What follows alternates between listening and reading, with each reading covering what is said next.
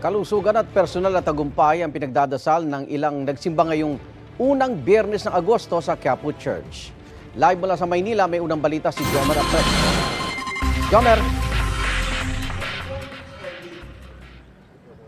Igan, good morning. Mas marami sa pangkaraniwan ang mga deboto na nagtungo ngayon dito sa Quiapo Church ngayong first Friday ng August. Maagang pumadyak patungo sa simbahan ng Quiapo ang 67 years old na si Tatay Victor. Galing raw siya ng Binondo at 2 taon ng deboto ng Poong Jesus Nazareno. Lagi raw siyang nagsisimba tuwing una at huling Biyernes ng buwan para ipagpasalamat ang himala na nangyari sa kanyang buhay. Last year po nagkasakit po ako sa heart. Nagdasal lang po ako sa kanya. Parang gumaling po ako na wala na po yung hingal ko. Nakakapag-bike na po ako. Dahil hindi po ako nakakapag-bike.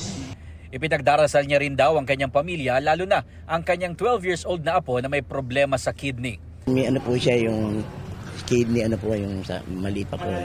Inborn po yun. Pero awa ng Diyos naman po, magaling na po siya.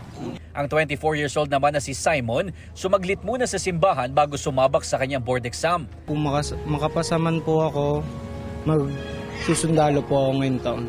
Gusto ko po makapagserbisyo sa bayan po natin at makatulong din po sa ibang mamamayan.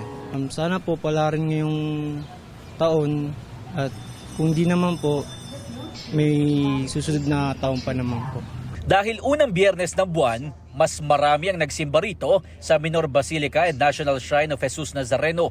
Bawat isa may bitbit na panalangin para sa mga pagsubok na kanilang sinusuong at pasasalamat para sa bawat tagumpay.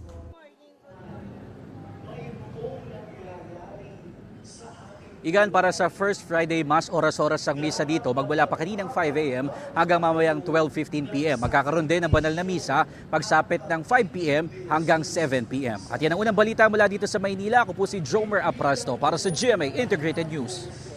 Igan, mauna ka sa mga balita, mag-subscribe na sa GMA Integrated News sa YouTube para sa iba't ibang ulat sa ating bansa.